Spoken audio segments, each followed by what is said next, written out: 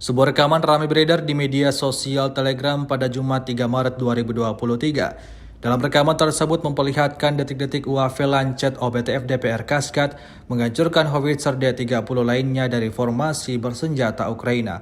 Pasukan DPR tanpa jeda mengganggu titik pertahanan militan Ukraina.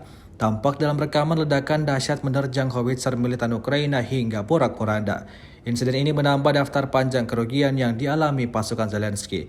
Setahun berlangsung invasi, Rusia melaporkan secara total 393 pesawat Ukraina, 212 helikopter, 3.295 kendaraan udara tak berawak, 407 sistem rudal anti pesawat dieliminir sejak awal operasi khusus.